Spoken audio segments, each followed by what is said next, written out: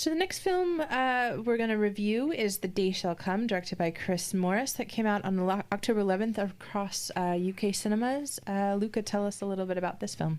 So it's written and directed by Chris Morris, who people, I think, most prominently around the world will know for his last feature film in 2010 called Four Lions. Previously, Chris Morris has been sort of, at least in the late 90s to the early 2000s, a mainstay of British satirical television with The Day to Day, Brass Eye, and Nathan Barley, which he co-wrote with Black Mirror creator Charlie Brooker. And this, the story concerns a poor, I think his name is Moses Al-Shabazz, played by newcomer Marshawn Davis. Moses Al-Shabazz is the leader of a technically 6-person cult, if you include his wife and his daughter, on the streets of Miami, who are trying to set up a farm in this urban center, but are facing eviction and, more broadly speaking, the threat of gentrification as a whole. On top of this, in order to get funding and to make certain points, he starts looking to questionable sources. Unbeknownst to him, those sources are actual plants by the FBI who are trying to nail him and also use him to get other terrorist groups. So Jim and I, we went to see this a few weeks ago at a preview screening at the Cameo, which also featured Q&A with Chris, and it was very good. And I'd like to hear what Jim has to say, but just briefly to give one last point about the film is that the film, if you're familiar with Four Lions, this is kind of treading on the same territory of him sort of giving his sort of satirical take on the war on terror and to put it bluntly, stupid people that are trying to be terrorists.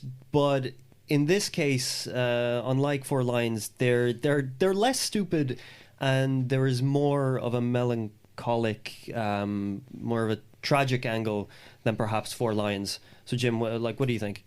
Yeah, I'd agree with your last point there. So Four Lions was, I mean, I remember it being quite divisive at the time, right? Because, you go back 2010, so we're going back nearly a decade now. And obviously it was centred on these four guys who were trying to carry out a terrorist attack at I think it was the London Marathon. Right? It was, yeah. And basically, it was kind of a very Chris Morris approach to it in that they're all idiots, right? It's not, it's not poking fun at the higher. It's showing that, a lot they're idiots, right? And that proved quite controversial, but it was an extremely well done film. I'm a big fan of that. I'm a big fan of his work.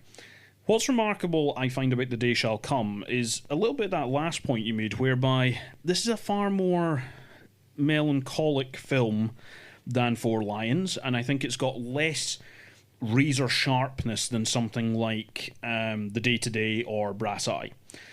And it's actually got quite a strong influence, I think, from the co-writer Jesse Armstrong, who most people know. I think he was one of the writers on Peep Show. Right. He's done other stuff on British television like Fresh Meat and various other things. And the big thing which is under his name at the moment is probably the HBO series Succession. And it actually shares something with that in that it treats its powerful characters, and by powerful characters here I basically mean the federal authorities. Because there's an entire FBI Miami office which is depicted in this. The main one that we follow is Anna Kendrick, plays a sort of young female special agent there who's kind of like putting up with a whole bunch of sexism and misogyny from her male counterparts and is trying to climb the greasy pole, right? And the main thing is, both her character, and the male ones around her are treated very pitifully, right? They're kind of shown to be pathetic, power grabbing, covering their own backsides figures, and that's kind of shown very early on when there's a sting operation done on a terrorist cell, and it's just executed with the most ridiculous level of incompetence. The fear of 5. Yeah, exactly. It all centres around this kind of like this very, very Chris Morris absurdist comedy, and that still punctuates the film. It's still through the whole thing. You know, Moses, the leader of the Star of Six movement, right, which seems to be basically, again, a vaguely absurdist blend of, you know, various kind of pseudo-religious movements. You know, it's got elements of Islam there, it's got elements of Judaism, it's got elements of Christianity, it's got elements of kind of like cultish farming collectives as well. Black Santa. You know, so they're very funny. There's some very funny scenes centered around that. So that kind of underscores the whole thing. But really, the thing that kind of stood out to me, and it sounds a little bit ridiculous when you think about some of the imagery you'll see in the trailers and some of the stuff that Chris Morris has done before, is there's a real sadness to this film. Right. There's a real sort of like depression at the sort of circumstances that lead to the events in the film, which are obviously they're obviously amped up. And at that Q&A, you know, it starts out like, is it based on 100 real stories? 100 real stories, yeah. Right? And Chris Morris has obviously, and his, you know, team have obviously done a lot of research around these sort of ridiculous things where people are set up to do things so they can be taken, you know, this kind of like performative counter-terrorism almost. And, you know, the events in the film are obviously amped up a little bit, but the thing is, it's more, there really is this sadness that this is necessary and the people that get trampled over in the process of doing this, and that's not something I've seen in his work before, or at least not underscoring the whole thing, and that's what really sets it apart for me. I think there's some people who are going to go into this expecting 4 lines again. Right. They're going to expect the paedophilia special of Brass Eye. They're going to expect the absurd quotability of Nathan Barley, and they're going to get bits of that. But that's not what this film is doing. It's really quite sad at the human cost of institutional absurdity. Well, I agree. I think for all of the shortcomings that you might get from the film, I think that sad emotional core it's really what sold me. And it's really interesting. There is an interesting tension, I think, between, you know, Chris Morris's, you know, precise research, and then what Jesse Armstrong might bring to the table, which is character. And it's like it's 2 threads that are sort of pulling at each other, where it's trying to give you a satirical viewpoint of a broad issue, and then, which you also had in 4 Lions, there's this, you know, family core, you know, like that great thing from 4 Lions where, you know, the father is trying to explain jihad through the Lion King, which is brilliant. Personally, watching this film, I did feel at certain points that, you know, there's a slight, oh well, okay, this is, you know, copy and paste 4 Lines, just a little bit, but, you know, it's Chris Morris, it's his property, it's like that's fine. That having said that, I think some of Marshawn Davis, I've never seen him in anything before. I think this is his first film. Is incredible.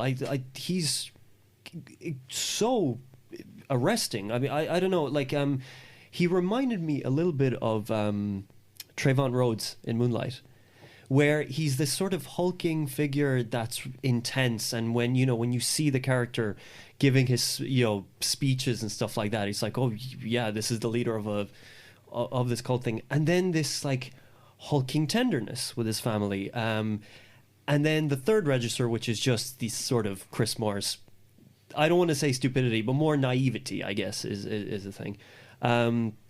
On top of that, I slightly disagree. I think the razor sharpness, I think the writing, there are some really good things, especially in the FBI. Like, my favorite bit, if I can recount it, is there is a bit near the end of the film where Anna Kendrick she sort of screws up, and she's been asked by her boss to do something dishonest, but that's ultimately going to save her hide, it's going to save her boss's hide, it's going to save the image of the FBI, and she starts repeating what her boss, she's trying to like figure out, it's like, what has he just told me? And he says to her, it's like, if you say it slower, you eliminate all the contradictory elements. That's brilliant wordplay, like. And I think that scene and that setting, the FBI office, I also think is done extremely well. Right. I think where that comes from is Jesse Armstrong, right? Because the other thing that Jesse Armstrong is famous for being a co-writer and one of the main creative forces behind is The Thick of It. And what The Thick of It did so brilliantly was just puncture the importance of government, basically, right? Right. The Thick of It, many people have seen it, set in basically a nothing government department that's basically meaningless, and it's all kind of like the petty office politics and self-importance and self-interest, which leads to these absurd machinations going on, right? And I think they've taken that and they've applied it to counter-terrorism in the FBI really pretty brilliantly, in exactly the same way they took The Thick of It and they amped that up into what became In the Loop, right, which was a film version of it, and they basically took that petty stuff and transposed it to a war in the Middle East. I think the same trick has been performed here, and it's been done very well. I think in terms of and there is a lot of really funny lines and funny dialogue that really underscore what's going on, right? So when I say it's razor sharp in edges, right? It does in moments rather. It does have that, but it's not that kind of like persistent punching in the face, which I sometimes think of Chris Morris's work as having. The main thing is, if there's any criticism of the film, I think it is trying to deal with quite a lot. Right. There's elements of how African Americans are treated in the States in terms of like police enforcement. That's in there. We're revisiting the war on terror stuff from Four Lions. That's in there. There's the gentrification of neighborhoods in, I was going to say American cities, but globally really as well. That's in there. There's how you deal with treatment of people whose mental health isn't the best. That's in there. All these elements are in there, and like they don't all necessarily get the time they deserve, to be honest, but I'm kind of impressed that in this satirical framework they get as much time as they do, to be honest. I would say the excessive bit, it really sort of happens in one sort of midsection of the film, is that there's some slightly fantasized supernatural elements of a crane being shot down by the will of God almost, and then a talking horse, which I understand considering this is from the mind of Chris Morris, but that's the thing. It's like, considering there's this whole thing about the film as well, that it was some parts of the film were sort of they had no permission to shoot on some of the streets, and there was like all these telephoto shots, like literally in Miami, and I thought like that would be an interesting aspect of the film, those supernatural things, had they sort of been a consistent through line in the film. But because there's all this, like, you have a massive disparity of focus between the people on the street and then the guys, as Chris Morris said, that are shooting what do you call them, the FBI office, like, that are just having fun almost with these Nerf guns. That's it. So I think like that was the bit of fat on the script, I felt. Yeah, I think so it is a little bit baggy in places in terms of like where it maybe does lose a bit of sharpness. The performances are great though. Like, I agree, Marshawn Davis he's really good actually, and it's it's actually a very hard role to do, because you need to be comedic. You need to show a bit of stupidity, but it's more coming from a place of naivety. But at the same time, you need to be able to do this stuff where he's giving his sermons, where he has, yes, it's a comically small movement, but he still has people attached to it. So he needs to have that kind of level of charisma to pull that off. Right. And the way that that's balanced with the self-doubt about the effect that all these various things have on his family, he does that very well. And there's a segment towards, like, more or less right at the film, and again, without getting into spoilers, where there's something revealed about kind of like stuff he's perceiving, where, and this is where the sadness comes in for me, and it really hit me in the gut. It was just like the end of this film is, sure, it's underscored with humor, but it's a laughing at how sad this is, like how this situation that the Moses character has got himself into has been allowed to snowball ridiculously, and Right. there are multiple points where he tries to get himself out of it or try and turn it around in some way, but he can't do it. And he can't do it because nobody is looking out for him, because everybody is looking at their own self-interest. And this is where kind of some of the commentary aspects of the film come in, and I think it's really well done. I've seen some people have an issue with it. I don't. I think it's really well done. I would add with performances as well. I guess Anna Kendrick is Anna Kendrick is really interesting as well as a character that's sort of, is a careerist and is a ruthless careerist, but at the same time you see some of her actions come out of an empathy towards just the fact that his cult is not a terrorist group. They're incapable of pulling anything off. They wouldn't dangerously know what to do with a nuke if they had one. And then Dennis O'Hare is like her boss, like the sort of like bumbling villainy of his character is. Those performances are really interesting to look at as something complex, yet still bumbling. It came out on October 11th. I'm sure it'll be screened many places. It's also worth checking out some of the stuff that Chris Morris has said himself around the film about like satire and the post-truth age. Check out the Channel 4 interview he did. Yeah, so hearing him talk about it, like maybe after you watch the film, would also give a little bit of context of what he was trying to do, and I think it's very interesting.